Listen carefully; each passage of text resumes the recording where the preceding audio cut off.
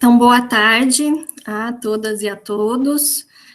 Obrigado por vocês estarem participando dessa atividade do setor de apoio pedagógico do Departamento de Apoio e Acompanhamento. A gente tem realizado uma série de atividades, né, do primeiro semestre de 2021. Hoje a gente vai falar sobre alguns aspectos acadêmicos da vida de universitário, e o tema da atividade é organização do tempo e estratégias de estudos. Hoje quem vai fazer a fala sou eu, Michele, eu sou pedagoga no Departamento de Apoio e Acompanhamento da PRAS, trabalho com apoio pedagógico já há alguns anos, o apoio pedagógico também é tema da minha pesquisa, e aí a gente vai tentar fazer uma síntese do que a gente fala nas oficinas de apoio pedagógico, que começam, inclusive, mais uma turma ao mês que vem. A gente faz um ciclo de oficinas com 7 encontros, onde a gente discute essas questões que a gente vai falar aqui hoje, a gente discute com maior profundidade. E aqueles alunos que são casos mais específicos, também a gente discute essas questões no acompanhamento individual. Eu vou começar a fala. Se tiver algum problema com a apresentação, ou se eu estiver falando muito rápido, é só vocês abrirem o áudio ou colocarem aí no chat. A Carol, que é nossa bolsista no programa de desenvolvimento acadêmico da praça, está acompanhando a atividade, então o que vocês forem colocando aí no chat, ela vai me passando, tá bom? Mas vocês podem fazer perguntas enquanto eu falo, ou podem fazer ao final da fala, fiquem à vontade.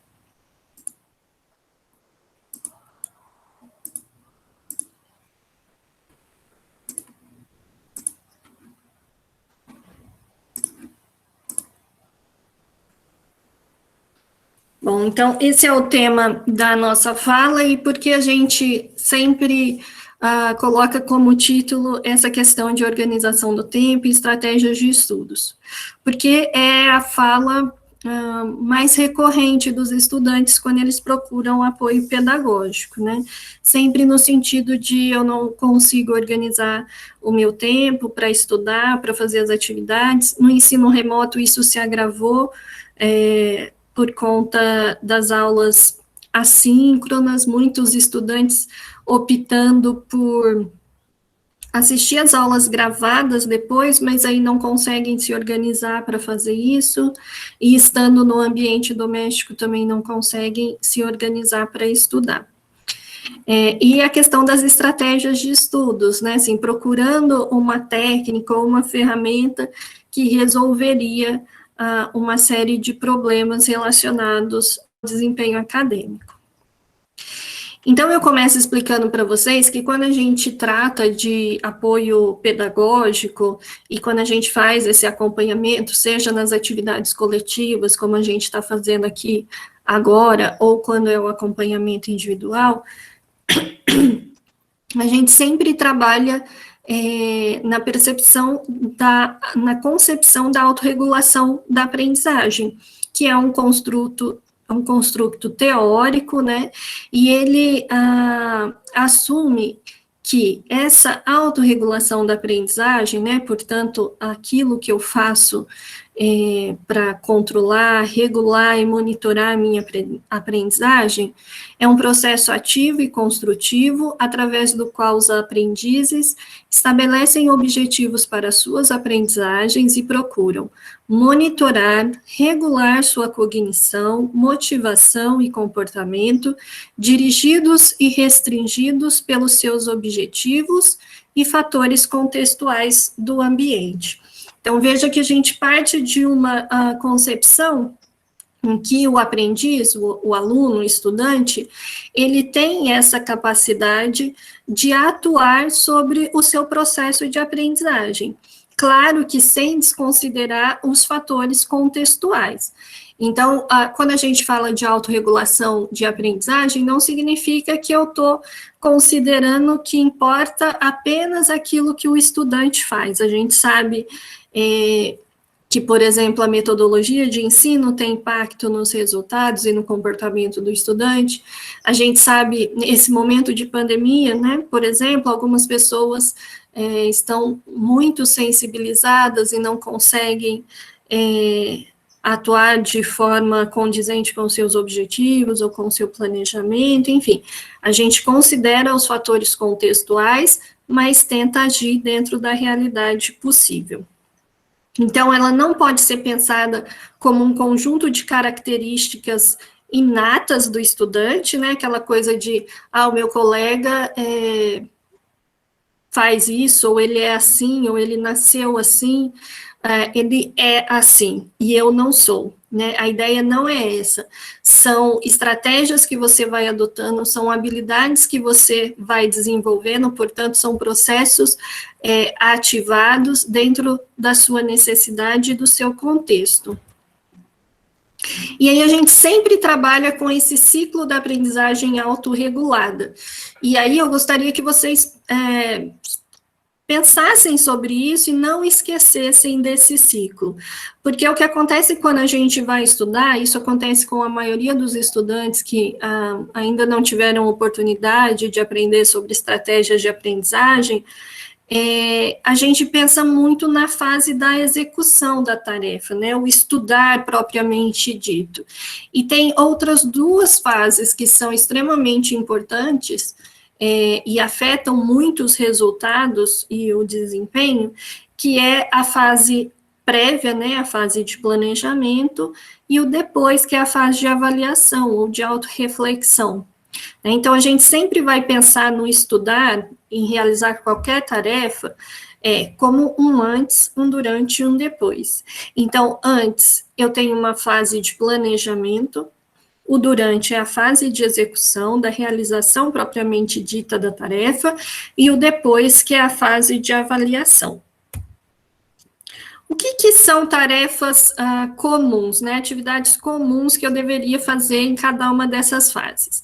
Na fase prévia, que é quando eu recebo a tarefa, ou eu vou me apropriar daquela tarefa, eu faço uma análise da tarefa, então, qual a dificuldade, que recursos eu vou precisar, quanto tempo eu vou precisar para fazer isso, meu estabelecimento de objetivos para aquela tarefa. Daqui a pouco a gente vai falar sobre objetivos, mas é bom vocês entenderem que cada tarefa, cada atividade que eu vou fazer, ela também precisa ter um objetivo claro para mim, além daqueles objetivos maiores, por exemplo, de longo prazo, que é me formar na graduação. Posso pensar num de médio prazo, talvez fazer iniciação científica, e tem esses objetivos de curto prazo, que são meus objetivos da semana, são os objetivos para cada tarefa que eu vou fazer. Então, lembra que naquela definição de autorregulação da aprendizagem, todo aquele processo, ele é definido e restringido pelo meu objetivo, pelos meus objetivos. Se eu não souber quais são os meus objetivos, todo o processo fica comprometido. Crenças motivacionais, né, que a gente chama também de crenças de autoeficácia. Quanto eu me sinto capaz para fazer aquela tarefa? E aí é muito bacana a gente pensar sobre isso, porque quanto mais capaz eu me sinto de fazer uma determinada tarefa, uma atividade específica, para uma disciplina específica, ou um conteúdo específico, maior é a minha motivação, maior é a tendência de eu despender esforço naquela atividade. E o contrário também é real, só que às vezes a gente não percebe isso. Então, muitas vezes eu não me sinto motivado para uma atividade, ou eu não quero fazer, ou eu evito, às vezes eu tenho até reações físicas, né, só de pensar em fazer uma tarefa relacionada àquele conteúdo ou àquela disciplina. E isso pode estar relacionado à minha crença motivacional, o quanto eu me sinto capaz de fazer aquilo. Então, se eu me sinto inseguro, se eu já tive experiências negativas com atividades semelhantes, tudo isso vai influenciar como eu vou direcionar os meus esforços para essa tarefa. E o planejamento de estratégias. Então, como eu vou dividir isso no meu tempo, que estratégias eu vou utilizar para fazer, como vai ser uma atividade de escrita, uma atividade de exercícios, como que eu vou organizar as minhas estratégias para realizar. Então, veja, esses são todas as tarefas da fase prévia, da fase de planejamento, que às vezes são ignoradas. E é claro que isso acontece de forma rápida, né? Não é uma coisa que você vai precisar de tempo para fazer cada uma dessas coisas, mas é uma fase importante antes de começar a tarefa. E aí, na fase de realização, o que eu preciso fazer nessa fase de execução daquilo, daquela tarefa, daquela atividade, enfim, daquele projeto? Então, focalização da atenção é esse esforço consciente de manter a minha atenção, o meu foco naquilo que eu estou fazendo. Então, é comum a gente desviar, né? Pensando alguma coisa, um alarme de celular, alguém chamou. Essa focalização da atenção é esse esforço consciente de voltar para aquela atividade. Para isso, eu preciso me monitorar o tempo todo, né? Então, eu estou o tempo todo monitorando como está a minha aprendizagem, como estão os meus pensamentos, minhas emoções. Às vezes, as emoções influenciam muito na hora da realização da atividade. Então, esse monitoramento, né, metacognitivo, que é eu pensar sobre como eu estou pensando, pensar sobre como eu aprendo ou sobre como eu estou aprendendo, ele é muito importante. Autocontrole e controle do ambiente.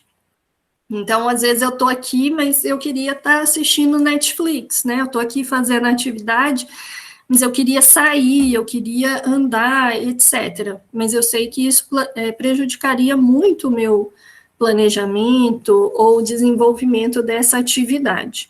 Então, esse autocontrole está muito relacionado às escolhas estratégicas. Então, sempre pensar, né? Tudo bem, eu estou aqui, estou muito cansado, não estou rendendo mais. Talvez seja uma escolha estratégica, realmente, eu levantar, dar uma volta, sair, depois eu volto para a atividade.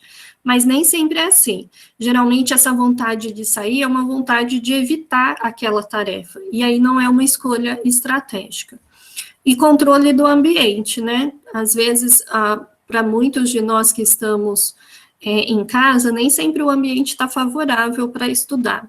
Mas dentro da possibilidade de cada um, visualizar aí no seu ambiente qual seria o melhor local, o melhor horário, né, manter o seu material todo no mesmo lugar, de fácil acesso, estudar sempre no mesmo lugar, para que o cérebro entenda isso como um momento de estudos. A fase da avaliação ou da autorreflexão envolve julgamento pessoal, né, como foi meu comportamento, como foi a minha escolha de estratégias, como eu reagi ao que aconteceu, atribuições causais, então, eu não consegui atingir o objetivo que eu tinha estabelecido. Por quê? Né? O que aconteceu? Foi alguma coisa que fugiu ao meu controle? Eu posso me preparar melhor se isso acontecer novamente, para eu ter uma estratégia para lidar com isso? Foi alguma reação emocional? Foi algum estado físico? O que fez com que eu tivesse esse resultado? E também quando ele for bom, porque se ele for bom, você pode replicar essas estratégias em atividades semelhantes. Autorreações, né? Como eu vou reagir a isso? O que eu vou fazer em relação a isso? Inclusive, no que diz respeito às emoções. E reações adaptativas, que é colocar em prática, depois de toda essa análise, o que você precisa mudar para corrigir o que não deu certo. Mas o que acontece com os alunos nessas fases que costuma atrapalhar, e aí atrapalha todo o processo? Como é um processo cíclico, falhas em cada uma dessas fases costuma atrapalhar a próxima. Então, na fase prévia, não compreende a tarefa, né? Começa a fazer sem compreender corretamente o que é pedido, o que o professor solicitou, quais os objetivos da tarefa, o que precisa ter, Pode até já ter acontecido com vocês, às vezes fazer uma tarefa, uma atividade solicitada inteira e faltar coisas que estavam no enunciado da tarefa, ou quando o professor explicou, solicitou aquilo, e vocês deixaram passar. Adia o início, às vezes fica tanto na fase de planejamento, fazendo aquele planejamento incrível, mas esse planejamento funciona como uma forma de procrastinar o início da tarefa. E aí, porque se sente inseguro, porque não quer fazer, por vários motivos. Não tem objetivos definidos, muito comum, não sabe quais são seus objetivos, não prevê o tempo adequado, não faz um planejamento. Na fase de realização, quais são as maiores dificuldades? Para constantemente a tarefa.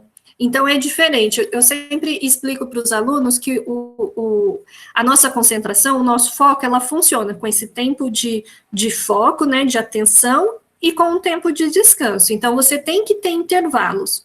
É diferente dos meus intervalos programados, que é estratégicos, e esse parar constantemente quando eu deveria fazer, porque eu quero evitar aquela tarefa, porque aquele não é o melhor horário, então eu estou muito cansado, estou com sono, estou com fome, tem muito barulho no ambiente.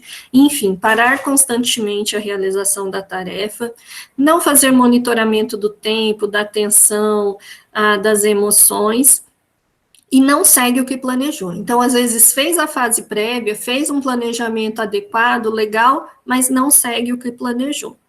Na fase de avaliação, né, de autorreflexão, não avalia o seu resultado final, não usa os seus resultados para o planejamento subsequente e não faz atribuição causal, né, o que aconteceu, por que aconteceu.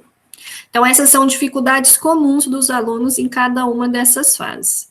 Provavelmente vocês reconhecem algumas dessas dificuldades no seu processo de estudo e de aprendizagem. E aí, como a gente falou de organização do tempo e tal, vamos começar discutindo a possibilidade da rotina. Então, não esqueçam que a gente está falando de fases, né? O antes, o durante, o depois, né? A fase de planejamento, de execução e de avaliação. E aí, vamos falar um pouco agora, principalmente que a gente está em casa, né, e algumas aulas continuam sendo gravadas, a gente sabe que aumentou o número de aulas síncronas, mas ainda tem professores que gravam, e ainda tem alunos que preferem assistir gravado. Então, por que a rotina é legal, né? Por que é bom eu ter uma rotina ou não? Tem gente que não gosta de ter rotina, fala que não quer planejar, que se sente preso, enfim. Você fazer as coisas mais ou menos dentro de uma rotina, né? A gente sabe que é quase impossível fazer tudo sempre igual, mas ter um horário mais ou menos definido para assistir às aulas, para estudar, para fazer a sua atividade física, para dormir, para se alimentar, favorece o automonitoramento que a gente tinha conversado, a autopercepção. Conforme eu exercito o meu automonitoramento, eu vou construindo elementos de autopercepção. Então, eu sei quais as estratégias que funcionam melhor para mim, eu sei quais os horários que eu estudo melhor, que eu me concentro melhor, que eu estou mais disposta, eu sei quais sentimentos estão influenciando o meu resultado, o meu desempenho, e aí eu posso lidar melhor com isso. Eu construo um ritmo de estudos, então não está tanto ligado à quantidade de horas que eu estudo, mas à qualidade daquele tempo. Então, conforme eu construo essa rotina e vou me percebendo dentro desse processo de aprender, eu consigo ter um tempo maior, ter um tempo de melhor qualidade para os estudos. A gente ensina o cérebro aprende com a rotina, né? Embora a gente associe a rotina com coisas ruins, né? Uma vida enfadonha, tediosa, enfim, o nosso cérebro é programado para aprender com a repetição. Então, ele aprende a se concentrar naquele horário determinado, ele aprende a dormir num horário determinado, ele aprende a comer num horário determinado. Então, a repetição nesse sentido, ela é boa para o nosso cérebro. E essa visão negativa da rotina, ela está muito relacionada à falta de objetivos. Então, quando eu tenho que fazer coisas repetitivas e aquilo não é significativo para mim, eu tendo a ter essa visão negativa. Então, se aquilo que eu estou fazendo em relação aos estudos, ele é significativo, eu sei qual é o meu objetivo, essa rotina não vai ser ruim para mim, tá certo? E a sensação de recompensa, que é uma sensação que o nosso cérebro adora para aumentar a nossa motivação. Então, quando eu faço um planejamento realista, com objetivos pequenos, que eu vou cumprindo a cada dia ou a cada horário, eu tenho essa sensação de que eu estou fazendo aquilo que eu me propus, de que eu sou capaz de realizar aquela atividade. Isso vai ajudar na diminuição da ansiedade, na maior concentração, menos frustração e, inclusive, mais tempo livre, né? Conforme eu vou construindo um gerenciamento do tempo eficiente para mim, eu tendo a ter tempo livre de qualidade, tempo de descanso de qualidade. Então, aqui só para frisar a questão da ansiedade, que é uma demanda bastante comum nos atendimentos, né, dos estudantes, a questão dessa ansiedade fora do que é normal, né, que prejudica o funcionamento diário. Então, a rotina, ela ajuda na diminuição da ansiedade. A ansiedade, ela está muito relacionada ao medo, né, a sentir que as coisas estão fora de controle.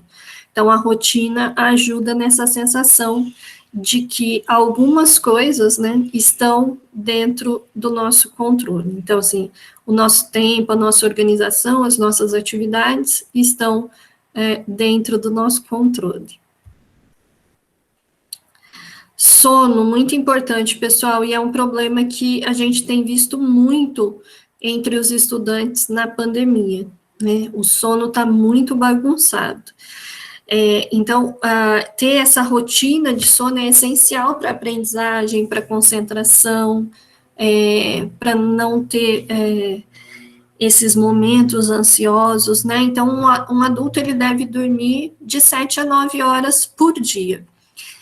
Menos horas de sono, com uma frequência que nem precisa ser muito grande, então, poucos dias já com sono muito bagunçado, na verdade, com restrição de sono, já pode causar dano cognitivo. Então, uma pergunta que é comum é se, para você ter essa rotina saudável de sono, você precisa acordar cedo, né? Não necessariamente, o que você precisa é ter uma rotina de sono, de deitar e levantar mais ou menos no mesmo horário todos os dias, que essas horas de sono sejam de preferência nas horas noturnas, né, porque tem questões biológicas relacionadas às horas da noite, mas você não precisa acordar super cedo, né, o pessoal até tem um livro que os estudantes comentam muito, que é o Milagre da Manhã, e a ideia é acordar super cedo, né? Para algumas pessoas vai funcionar muito bem, vai se sentir melhor, vai se sentir mais produtivo, mas para outras pessoas, não. Você só vai se sentir com raiva, vai se sentir mal. Então, essa é a importância da autopercepção. Uma estratégia que pode ser super comentada e funcionar muito bem para muitas pessoas, de repente não funciona para mim. Eu, por exemplo, acordar super cedo assim não é uma coisa que funcionaria para mim. Então, é importante a gente ir testando estratégias e aprendendo sobre o que funciona para a gente. E aí vamos para os objetivos, né? Alguém tem alguma pergunta? Tem alguma coisa no chat, Carol? Tá tranquilo por enquanto, Michele. Então, eu já falei lá na definição de auto-objetivos. E aí agora a gente vai falar um pouco mais sobre isso, porque é uma coisa importante e que não tem a devida atenção. Essa é uma frase de Alice que vocês devem conhecer bastante, mas ilustra muito a importância dos objetivos. Muitos estudantes, né, a gente quer saber uma estratégia de estudo, uma estratégia de planejamento de horários que funcione e que resolveria possíveis problemas que a gente tem em relação ao estudo, ou ao nosso desempenho acadêmico. Mas eu não tenho clareza de quais são os meus objetivos. Além desse objetivo grande que todo estudante tem, que é terminar a graduação, mas que pode estar muito longe de mim temporalmente, então, se eu entrei na faculdade esse ano, eu só vou me formar daqui 4, 5, 6 anos, dependendo do curso. E o nosso cérebro, ele tende a não se motivar com coisas que eu só vou sentir aquela sensação de recompensa, ou que só vão acontecer muito longe, né? A tendência é eu dormir mais um pouquinho, porque eu só vou me formar daqui 5 anos, então eu tenho tempo. É não seguir aquele planejamento que eu fiz, porque eu tenho tempo. Então, eu preciso de objetivos também mais perto de mim. São esses objetivos que me dizem qual planejamento eu devo realizar.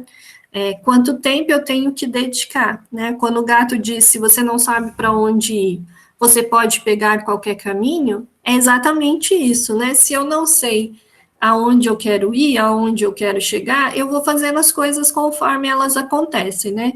Eu vou resolvendo o dia conforme ele vai andando, eu acordo sem saber quais atividades eu tenho que fazer naquele dia, além daquelas que são fixas, né, que não são definidas por mim, por exemplo, horários de aula, e aí o que depende de mim, da minha organização, das minhas definições, fica super solto, eu vou fazendo ao Deus dará.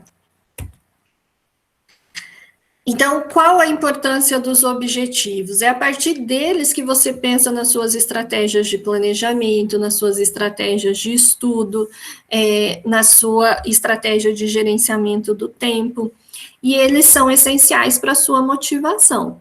Então, se eu sei naquele dia quais atividades eu tenho que fazer, eu vou cumprindo isso aos poucos, então eu tenho uma sessão de estudos de 2 horas hoje, né, estudo extra classe, e eu sei o que eu tenho que fazer naquela sessão de estudo, eu sei qual é o meu objetivo para aquela sessão de estudo, isso me motiva, e quando eu concluo aquela atividade, eu tenho aquela sensação de recompensa, que aumenta a minha motivação para as próximas atividades.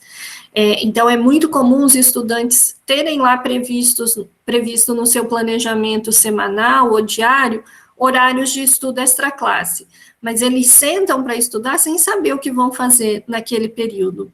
E aí ficam pulando de uma atividade para outra, né? Enquanto está fazendo uma coisa, está pensando nas 10 outras que deveria ou que poderia estar fazendo, e isso prejudica o desempenho. Então, às vezes, são 2 horas que você termina, mas tem a sensação de que não fez nada.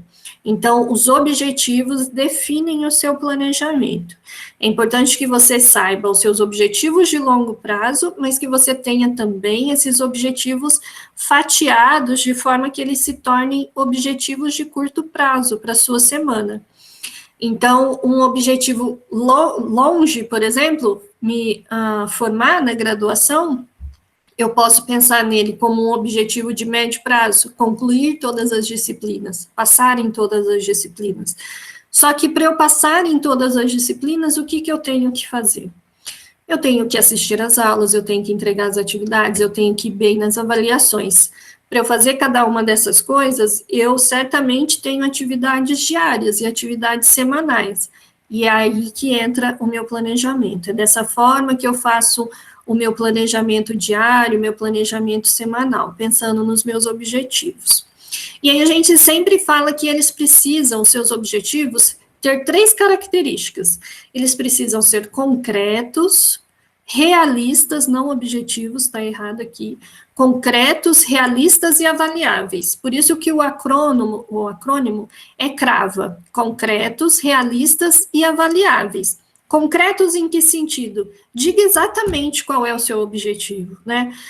Objetivos do tipo, eu quero ser um bom aluno, não é um objetivo concreto, porque ele não diz exatamente que comportamentos você tem que adotar.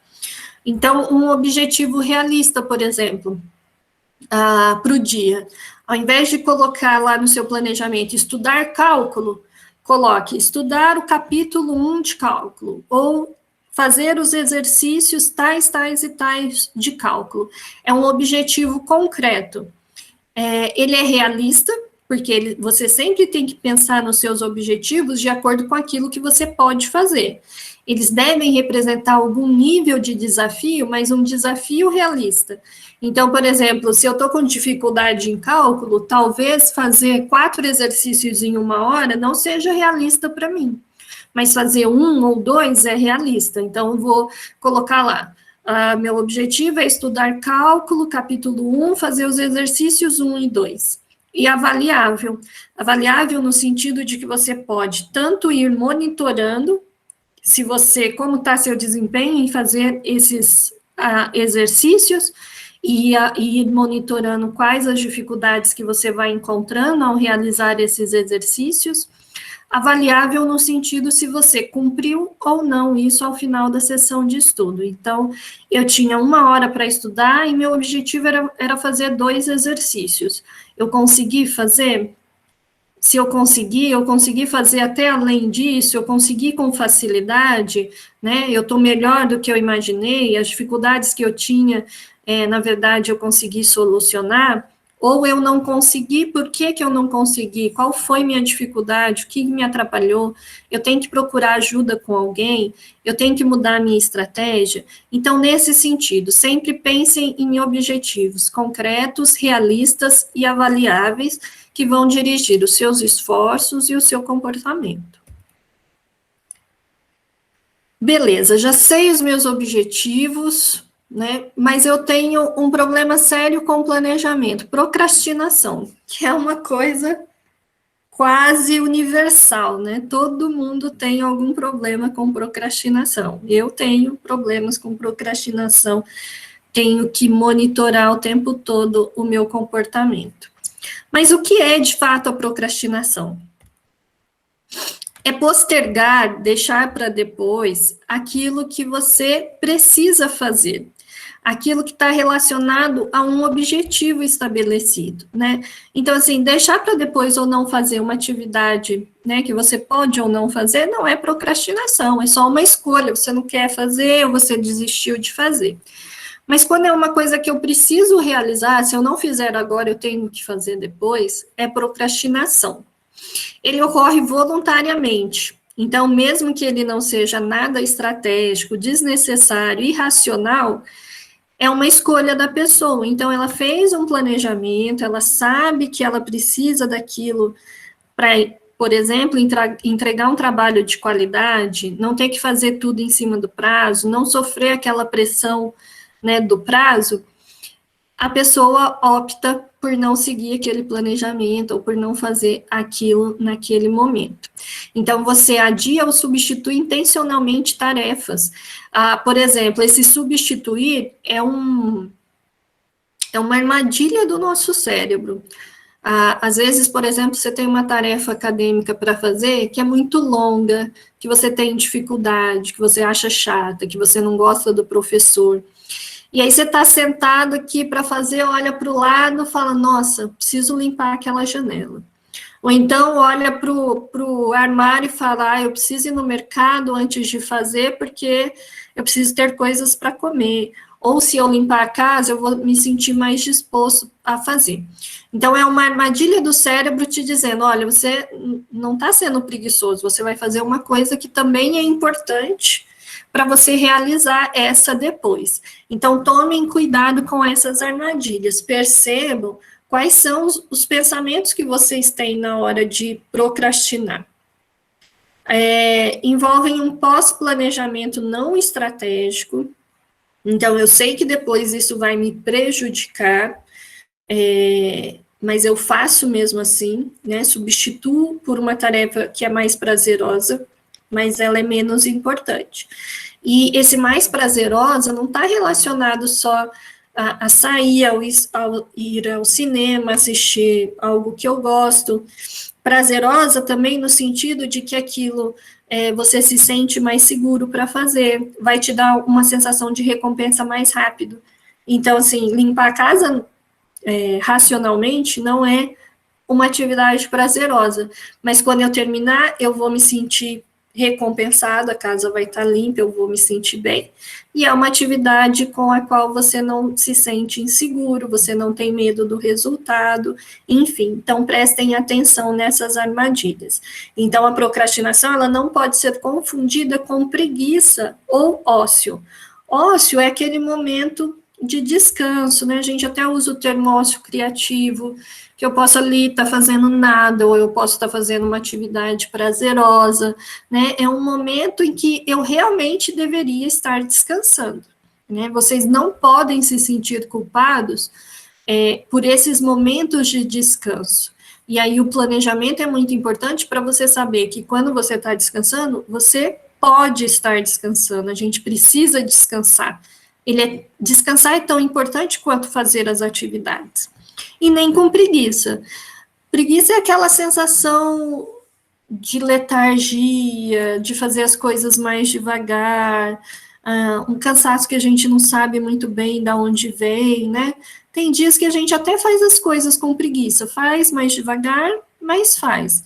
E tem vezes que é uma escolha estratégica repensar a nossa agenda, porque realmente o dia anterior ou foi muito cansativo, ou aconteceu alguma coisa, mas aí é uma escolha estratégica, tá bom? É diferente de procrastinação. Michele, Oi? nesse tema tem uma pergunta do Israel aqui. Pode fazer. A procrastinação tem um motivo, algo acontecendo de errado que é a causa. Mas como descobrir isso? Então, aí, Israel, é o que eu falei da autopercepção. Eu, por exemplo, quando eu fazia o mestrado, eu comecei a perceber que eu estava muito empolgada por fazer limpeza em casa.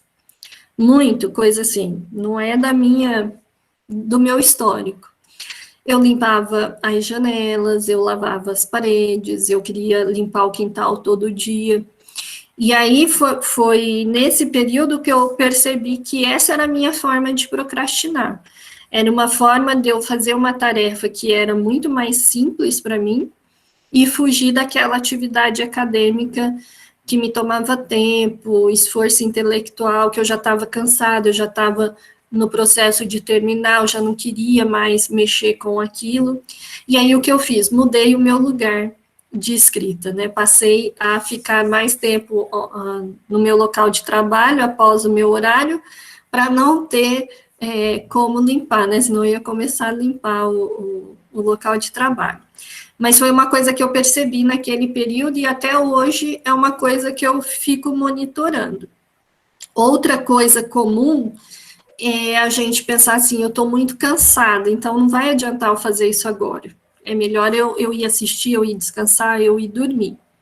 E aí, isso exige esse exercício de autopercepção, porque às vezes é real, né? Às vezes uma atividade que você tinha antes, que você pensou que não seria tão cansativa, te deixou realmente esgotado, né? Então, a autopercepção nesse sentido. Então, talvez agora seja melhor eu puxar uma atividade que está lá para frente, que é uma atividade mais mecânica, não exige tanta concentração, e reorganizar os meus horários. Mas, muitas vezes, é só uma forma de fugir daquela atividade, porque eu me sinto seguro, porque eu não quero, porque eu não gosto do meu grupo, porque eu não gosto do professor. Então, esse exercício de automonitoramento, para você perceber o que está fazendo isso, é muito importante, porque é através dele que você vai pensar em estratégias, né? Então, no meu caso, por exemplo, eu percebi que era a limpeza de casa, eu mudei o meu ambiente para escrever. Em outros casos, por exemplo, eu me sinto inseguro com esse conteúdo, por quê? Né? O que eu tenho que mudar em relação a isso? Lembrando que a crença de autoeficácia, né, que é o quanto eu me sinto seguro para fazer alguma coisa, o quanto eu me sinto capaz, ela é uma crença, né? Ela não é um dado, ela não é um fato, então eu posso mudar essa crença. Como que eu mudo essa crença? Tendo, principalmente, né, tem várias fontes de autoeficácia, mas a principal é a sua experiência com aquilo. Então, cálculo, por exemplo, né, que é uma matéria aí famosa, né, na dificuldade dos alunos. Talvez fazer uma lista de exercício inteira, para mim, seja difícil, mas se eu fizer um exercício bem, e eu acertar, isso já aumenta um pouco a minha crença de autoeficácia. Se eu identificar a minha dificuldade, procurar professor, monitor, aulas, né, de conteúdos básicos, e aprender aquele conteúdo, isso já aumenta a minha autoeficácia. Então, é essa percepção que eu preciso exercer, esse automonitoramento, né, que vai melhorar a minha autopercepção, e aí, através desses elementos de autopercepção, eu penso em estratégias. Porque não adianta também eu identificar o que está me atrapalhando e não pensar em estratégias para solucionar esse problema. Certo, Israel?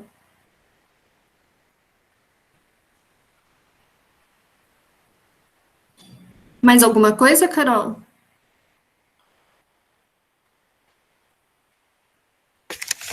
Teve um comentário só, mas não foi pergunta, não. É o Thiago que falou que tem um vídeo de um médico que tem ajudado bastante ele com dicas para combater a procrastinação. Aí ele passou o link do Instagram dele. Ah, bacana. Então, academicamente, o que a gente tem nas pesquisas, né?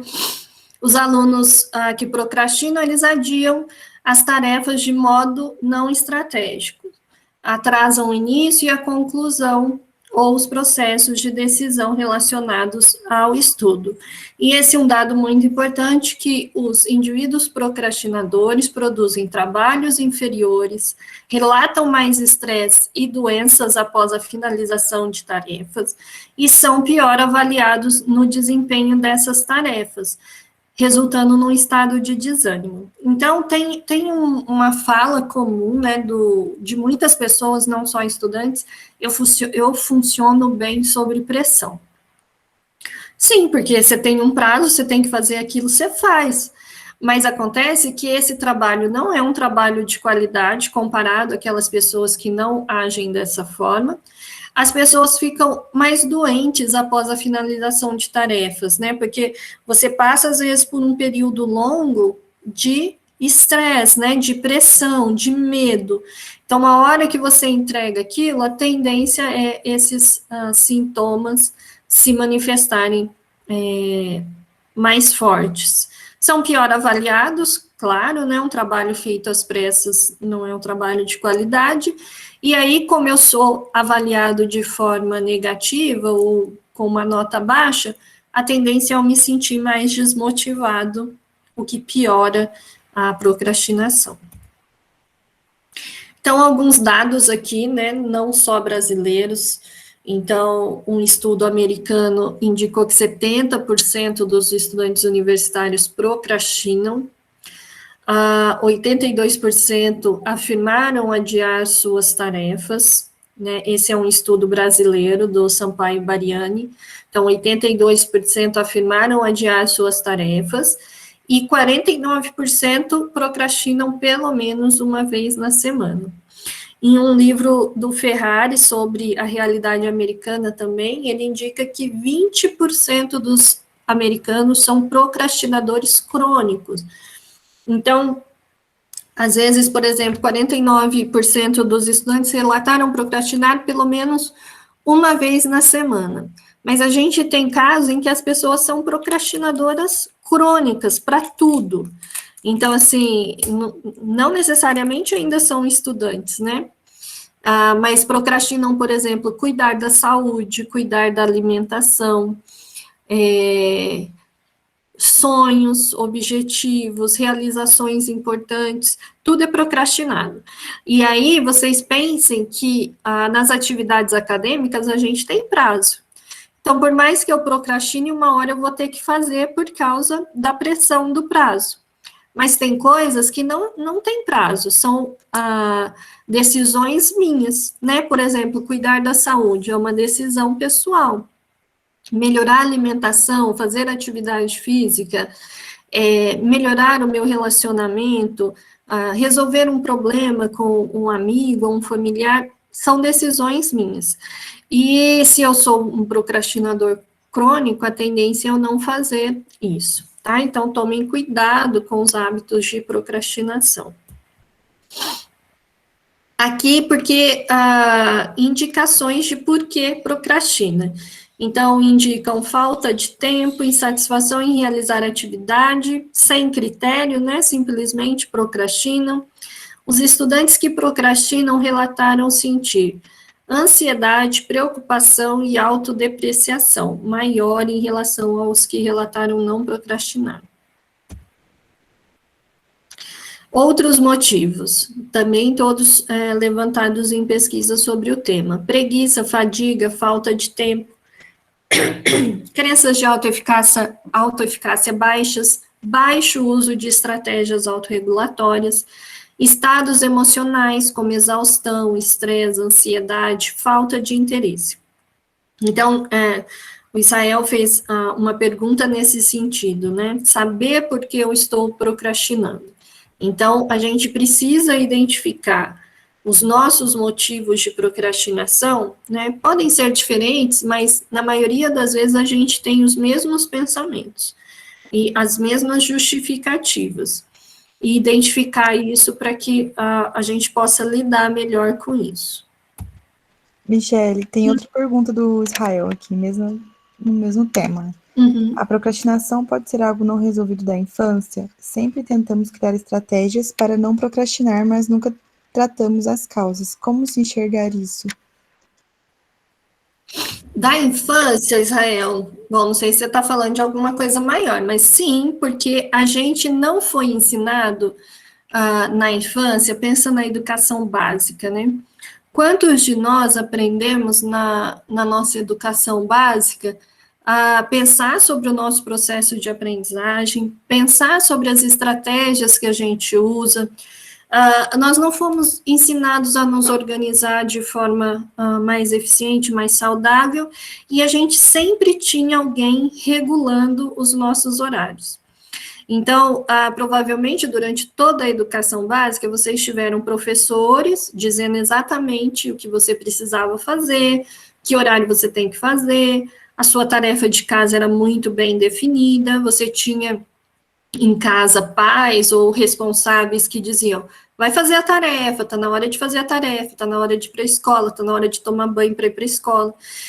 E isso, claro, fez com que a gente sempre tivesse esse regulador externo dizendo o que a gente tinha que fazer.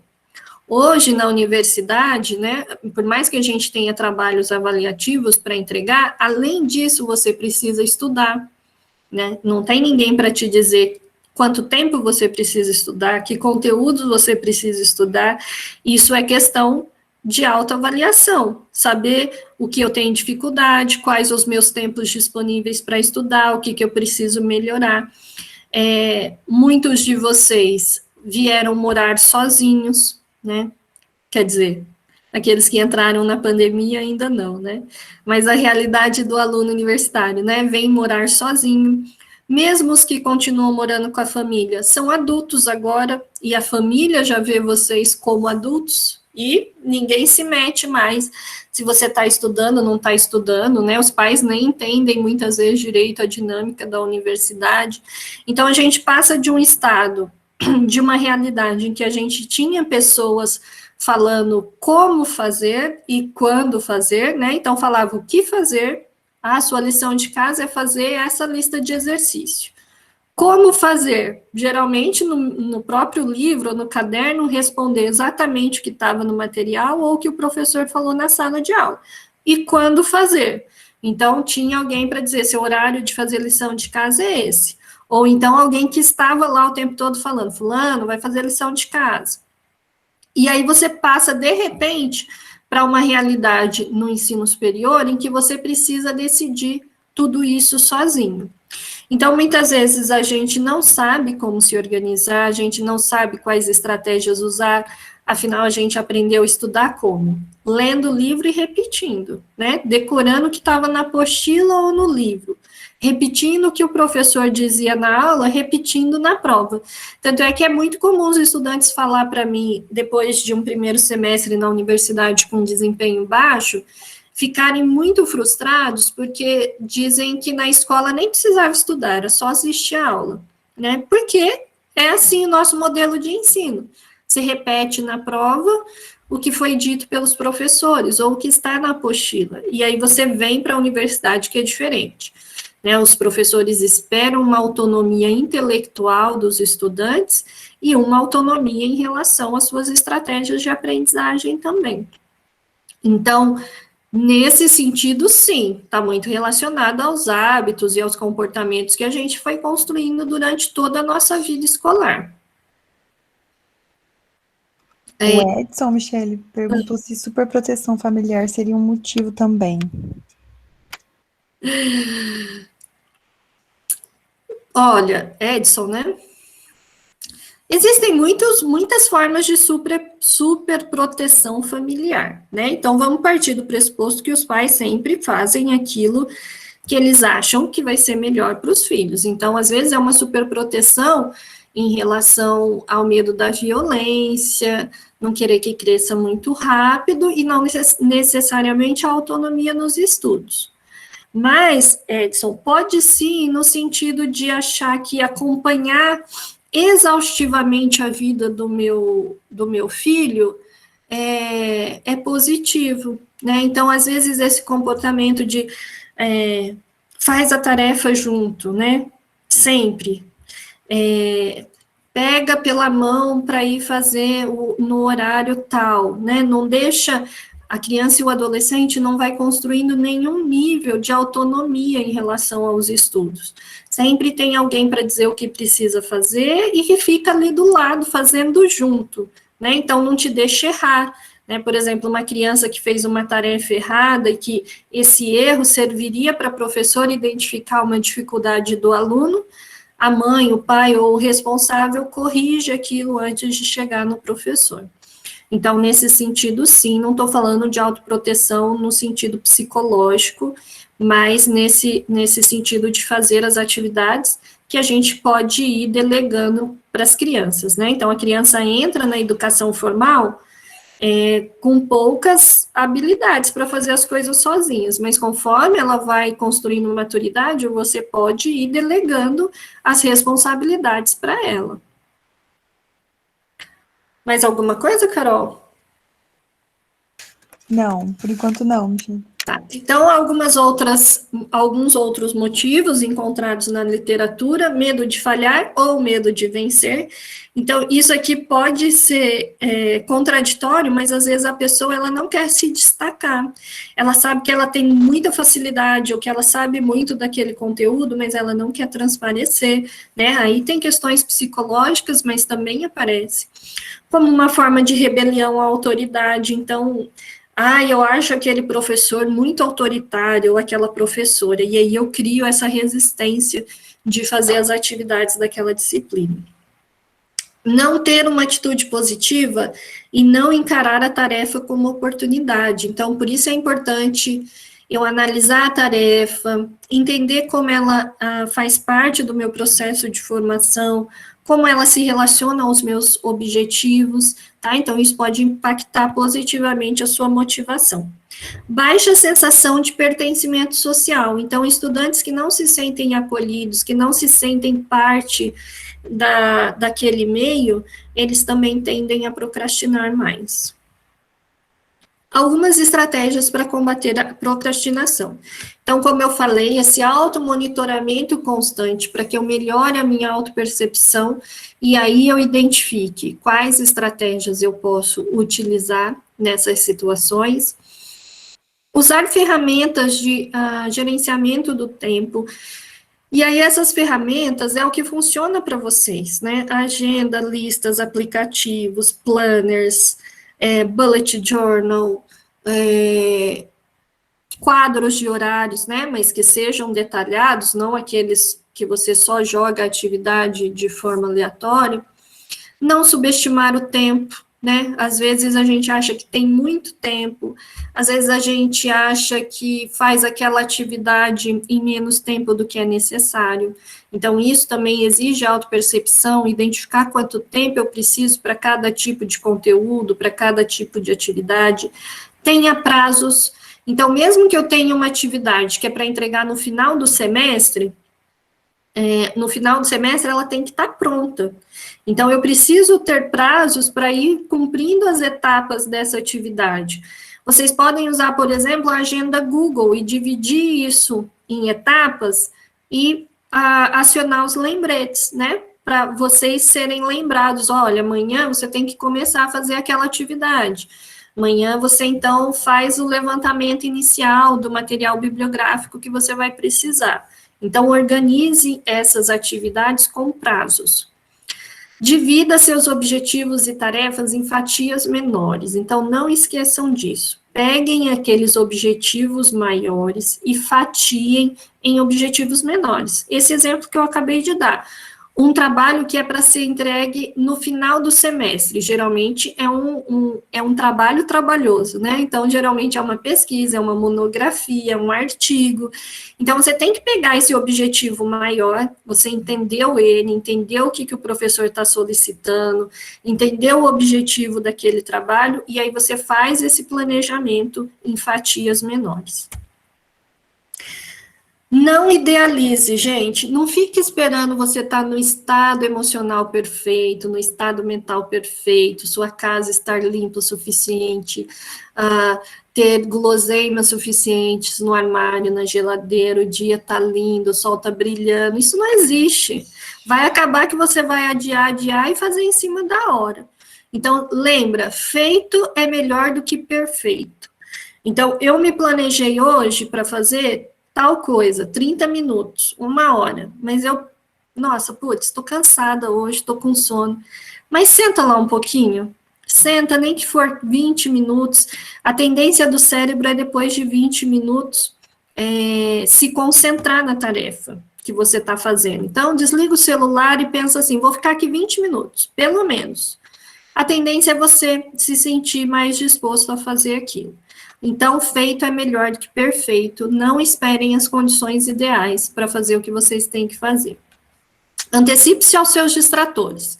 Então, o que me distrai quando eu tenho que fazer as coisas?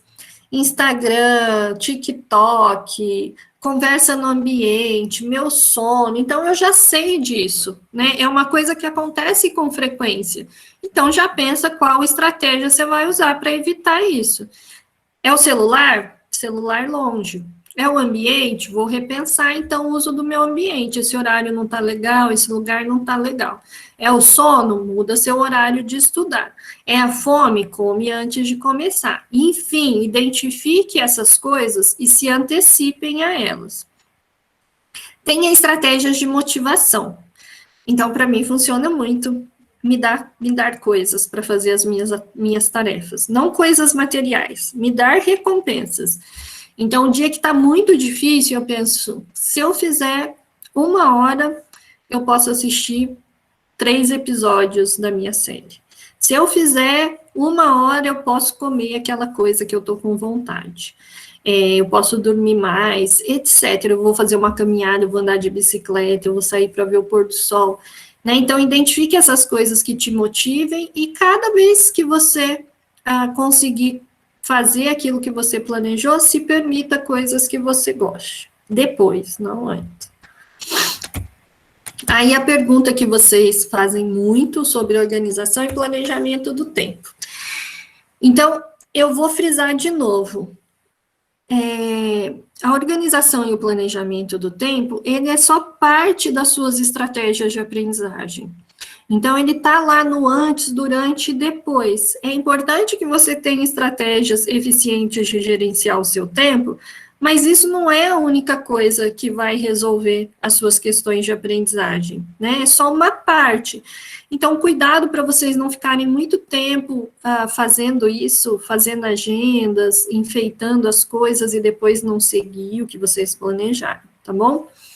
Então, primeiro de tudo, antes de fazer o seu planejamento, é saber qual o seu objetivo para aquela semana, para aquela tarefa, para aquela disciplina, né? E qual a sua prioridade. Então, como eu posso pensar a minha prioridade para a semana, por exemplo? Quais são os prazos, né? Eu tenho alguma coisa para entregar essa semana, ou eu tenho trabalhos que são para entregar mais distante, mas eles têm etapas a serem cumpridas essa semana. dificuldade, né, eu estou com dificuldade na disciplina X, então eu preciso dedicar mais tempo a rever esses conteúdos. Autopercepção, autoconhecimento, né, importante para vocês fazerem esse planejamento, como eu disse, na questão da dificuldade, por exemplo. Repetição e monitoramento vão facilitar muito, cada semana vai ser mais fácil fazer o planejamento, quando vocês conseguirem ter uma rotina mais ou menos fixa e exercerem esse monitoramento. Comecem elencando as atividades fixas, então horário de aula não depende de vocês, tentem assistir todas as aulas síncronas, isso economiza o tempo de vocês, né, vocês vão ter mais tempo disponível para outras atividades depois, e também facilita a aprendizagem.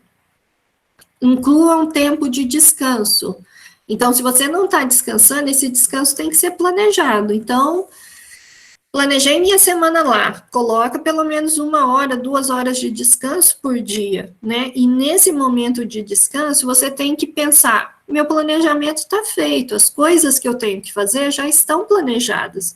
Então, agora eu tenho que descansar mesmo, porque se eu não descansar, eu não consigo aprender. Inclua tempo de estudo extra-classe e faça os ajustes. Então, geralmente, o primeiro planejamento que eu faço, ele não fica perfeito, porque eu vou lembrando das coisas, eu vou percebendo que eu preciso de mais ou de menos tempo, então vá fazendo esses ajustes.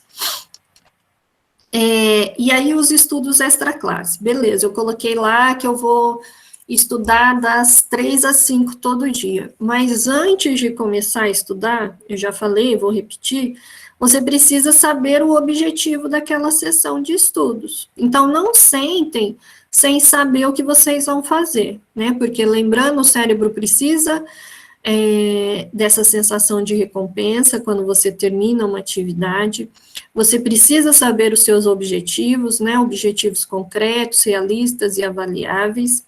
E você precisa dessa organização para sua cabeça não ficar pulando de uma coisa para outra, para você não ficar com a sensação de que está deixando de fazer outras coisas. Então, faça também essa organização dos horários de estudo. Aqui são algumas ferramentas, porque eu volto a dizer que as ferramentas e as técnicas, elas têm que ser escolhidas por vocês, o que funciona para vocês. Então, aqui algumas sugestões. Google Agenda, que tem muitas ferramentas para usar, principalmente no celular. Eu gosto do Google Agenda no celular por causa do visual, por causa de facilidades, por exemplo, como estabelecer metas, estabelecer outras atividades além daquelas que estão na sua rotina, né, na sua agenda. Vocês podem usar a agenda física, que tem gente que ainda gosta bastante. Esse quadro de horários é um quadro de horários que eu elaborei, é uma proposta, ele usa um esquema de cores para cada tipo de atividade, e você coloca todas as suas atividades do dia, porque muita gente ainda não tem uma percepção de como está usando as suas horas do dia. Então, coloca tudo.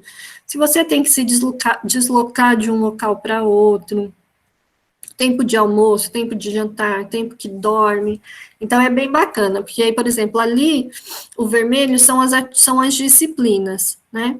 Em verde, são horários de estudo extra-classe. O azul claro é atividade extracurricular, então, um curso de inglês, academia, qualquer outra atividade. Em amarelo, o almoço. Os quadrinhos mais claros são horário de dormir e descanso. Então, esse é um arquivo editável, e cada estudante, cada pessoa faz da forma que ficar mais adequada à sua realidade. Esse tomatinho aí é para falar da técnica Pomodoro, que é uma boa técnica para ajudar nesses momentos de estudo extra-classe. Então, eu planejei lá 2 horas, né? Vou dividir isso em pomodoros. A técnica Pomodoro é uma técnica de concentração, de foco total na tarefa.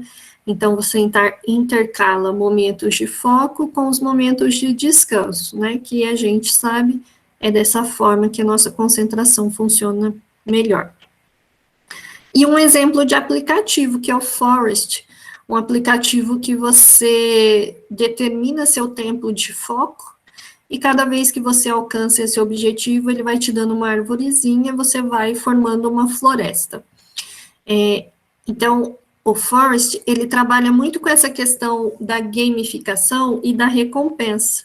Então, pode parecer besteira, mas essas arvorezinhas, e você ir vendo a sua floresta ficar cheia, conforme você cumpre os seus objetivos de estudo, de atenção, funciona para o cérebro como essa sensação de recompensa.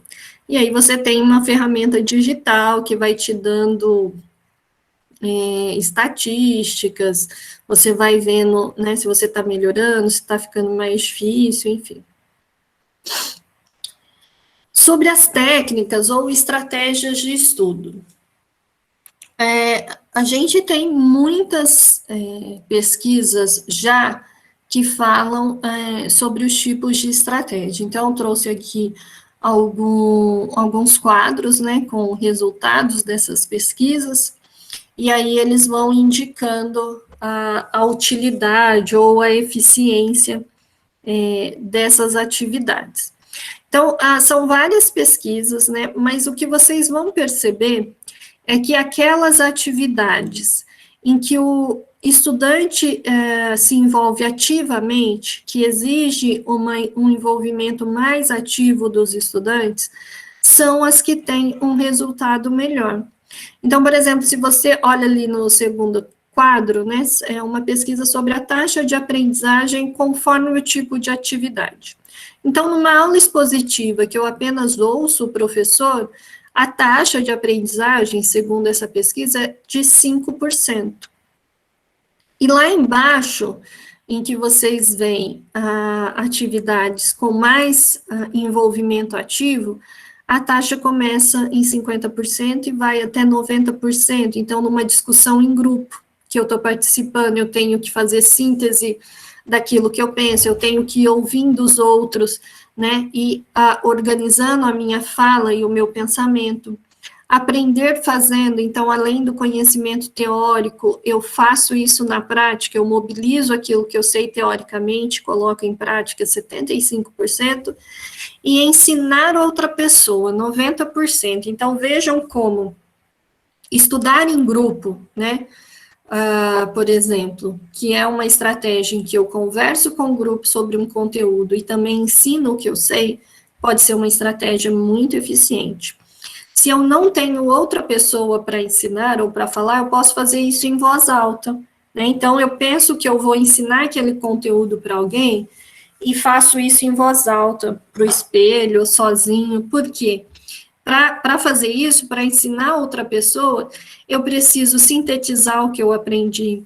Eu identifico as lacunas naquele conteúdo, então, se eu vou tentar explicar para outra pessoa e não consigo concatenar as ideias, não consigo passar de um ponto para outro, isso indica que eu tenho alguma fragilidade ali naquele ponto em relação àquele conteúdo.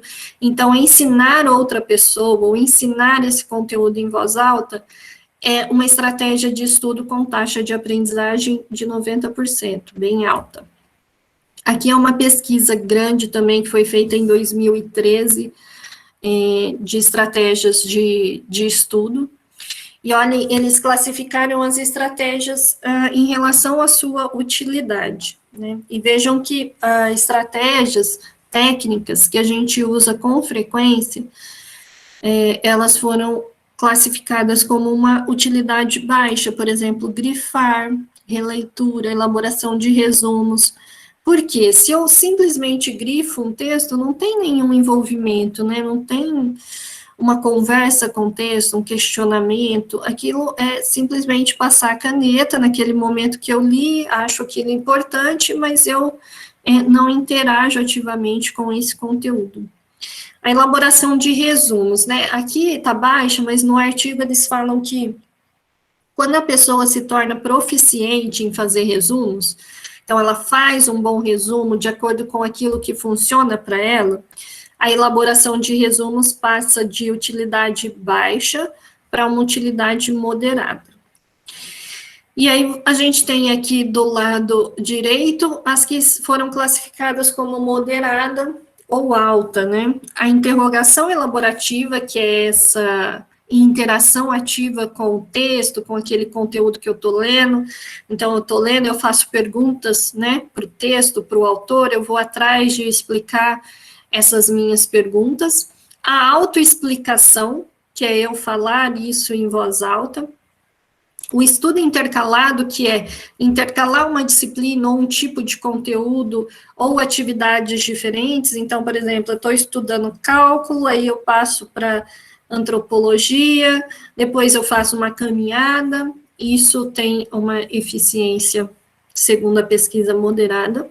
E os que foram considerados mais de utilidade mais alta, teste prático, que é colocar na prática aquilo que eu aprendi. Então, por exemplo, fazer uma lista de exercício é um teste prático, ou fazer atividades práticas em laboratório, e a prática distribuída. A prática distribuída é uma técnica de aprendizagem considerada de eficiência ou utilidade alta em todas as pesquisas, que é você distribuir ao longo do tempo o estudo do conteúdo. Então, a gente tem um funcionamento da memória, né, passar da memória de curto prazo para a memória de longo prazo, e é nisso que se baseia a prática distribuída. Então, eu estudo um conteúdo, depois de um intervalo de tempo eu estudo de novo, depois de um intervalo de tempo eu estudo de novo. Então, por isso a importância da gente ter sessões de estudo distribuídas ao longo das semanas e não fazer isso ao longo dos dias e não fazer isso só antes de uma prova ou de uma atividade específica. Porque a tendência é que, por exemplo, se eu estudar, eu tenho provas amanhã. Se eu estudar igual louco 2 dias antes, eu posso até me sair bem na prova, né? Eu posso, aquilo ainda está fresco na memória, eu posso conseguir responder. Mas passou a prova, passou alguns dias, eu já não lembro mais nada. E aí é isso que acontece, que muitos estudantes falam, eu tirei nota boa, eu tenho notas boas, mas eu sinto que eu não aprendi. Pode estar relacionada a essa forma de estudar, né, a forma como vocês estudam. Mais uma teoria, né, essa é a pirâmide. Também vejam que ler, por exemplo, sem interrogar o texto, 10%. E lá embaixo, explicar, resumir, estruturar, definir, generalizar, elaborar e ilustrar, 95%. Então, ele divide em métodos passivos, em que eu não interajo com o conhecimento, e métodos ativos. Então, em síntese, a técnica mais eficiente para os estudos é sempre aquela que requer o envolvimento ativo de vocês. Então, são diferentes pesquisas com diferentes abordagens que chegam a essa conclusão. Então, vocês precisam conhecer diferentes estratégias, então é importante eu saber como grifar, como fazer resumo, como fazer um mapa mental, como trabalhar em grupo, sobre a prática distribuída, estudo intervalado, é importante eu conhecer. Mas, além de conhecer, eu preciso saber como e quando utilizá-las, né? Não existe nenhuma estratégia, nenhuma técnica de estudos que vocês vão poder utilizar sempre, em qualquer disciplina ou em qualquer situação. Então, sempre exige o envolvimento ativo com aquele conteúdo e a escolha condicional correta da estratégia. Para terminar, pessoal, que eu falo demais, falar um pouquinho da importância desse automonitoramento, né? O que é esse automonitoramento?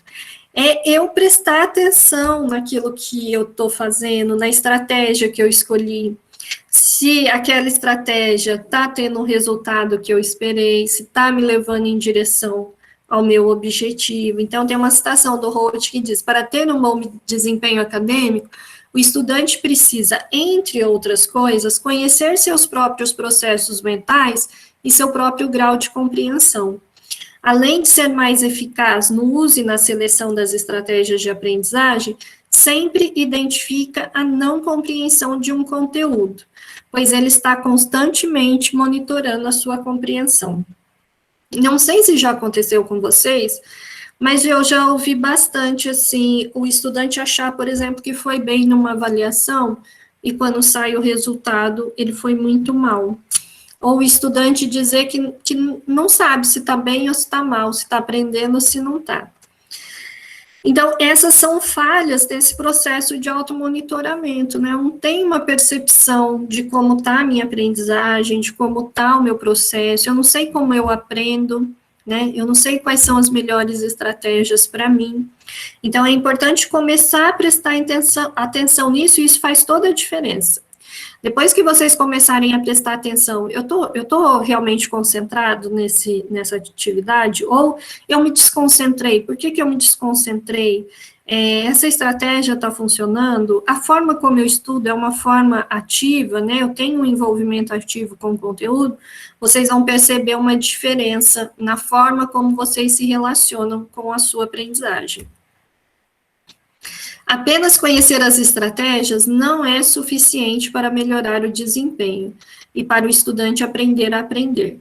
É preciso aprender também estratégias de autorregulação afetiva para modificar variáveis psicológicas, tais como ansiedade, autoeficácia, autoconceito, atribuição de causalidade, muitas vezes incompatíveis ao uso apropriado das estratégias.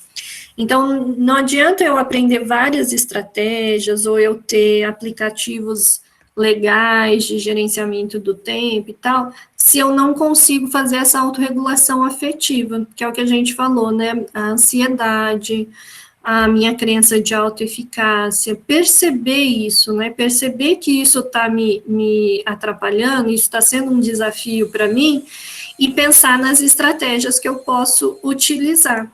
Então, às vezes, eu tenho usado estratégias que até são adequadas, mas porque eu não lido com essas variáveis psicológicas, eu não tenho o resultado que eu preciso. E a avaliação é aquele momento final da atividade. Então, eu terminei a minha atividade, né, entreguei, ou fiz uma prova. Pensar em que momento você faz essa análise da sua tarefa, né? Ou você não faz, pensar nisso, né? Se você não faz, você precisa fazer, né? Qual era o seu objetivo inicial para aquela tarefa e o que você conseguiu, o resultado que você conseguiu. E aí fazer aquele processo de atribuição causal, de autorreflexão, de reação, né? Como eu mudo isso para a próxima atividade, o que eu preciso melhorar, o que eu vou manter, como os meus estados emocionais e físicos afetaram o meu resultado, minha escolha de estratégias foi adequada, esse tipo de reflexão. E aí, pessoal, percebam como uma fase está ligada à outra, né? O meu planejamento, a execução e a avaliação, eles influenciam mutuamente um ao outro o tempo todo. Então, não são coisas separadas, a gente faz esse esquema separado para vocês, para ser didático. Mas, por exemplo, mesmo durante a fase de planejamento, você está automonitorando aquele processo, né? Se o seu planejamento está sendo adequado, se você está fazendo um planejamento bom, você também faz uma avaliação desse processo. Então, sempre pensar nesses 3 momentos da atividade, antes, durante e depois. Esse é o e-mail do apoio pedagógico, se vocês tiverem dúvidas ou quiserem conversar mais especificamente sobre algum tema, vocês podem mandar e-mail. E se quiserem fazer comentários, fazer alguma pergunta agora, eu fico à disposição. O pessoal estava perguntando, Michele, se você vai disponibilizar esse material e se tem como você enviar aquela planilha de cores, que é do planejamento. Tá. Você já disponibilizou a lista de presença? Já. Tem e-mail, né, na lista de presença? Uhum. Sim, a gente pode mandar por e-mail para vocês. Quem tiver na lista de presença, eu mando aquele arquivo editável do quadro de horários e a apresentação em PDF.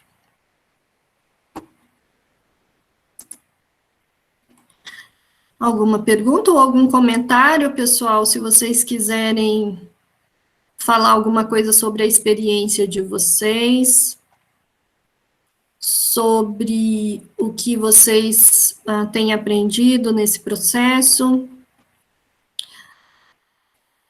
Vocês são alunos de primeiro período? Coloca no chat, sim, quem é aluno que entrou agora, no primeiro semestre de 2021, por favor.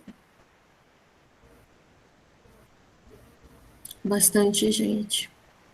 Bacana vocês começarem o curso, a experiência no ensino superior, refletindo sobre essas questões da autorregulação da aprendizagem, refletindo sobre como vocês estudam atualmente, o que precisa ser mudado, se vocês não estão fazendo as coisas só repetindo, né, o que já fazia no ensino médio.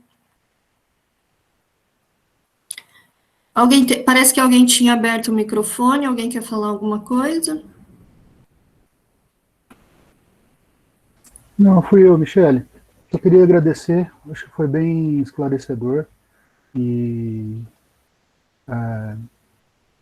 só agradecer mesmo. Então, muito bom. Obrigada, Obrigado. Edson. Obrigado Você é pela iniciativa. estudante? Sim, De qual curso? eu estou no BCT. Comecei agora, primeiro semestre. O cálculo, então, faz bastante sentido para você, né? Os exemplos de cálculo. Não, para mim o cálculo está tranquilo. Eu estou apanhando bastante nas plataformas. Tem 3 plataformas para a gente ficar apanhando delas. Que bom. Mas o restante está tudo tranquilo. Ótimo. Tá? Obrigado, Michele. Boa tarde. Obrigada. Gente, alguma questão, algum comentário? Diogo disse que fez uma matéria do primeiro período, agora está fazendo todas possíveis. Cuidado, Diogo. Pessoal, cuidado com a escolha de disciplinas, tá? Sempre façam uma avaliação aí das suas dificuldades, de quantas disciplinas vocês acham que é tranquilo para vocês fazerem, tá bom?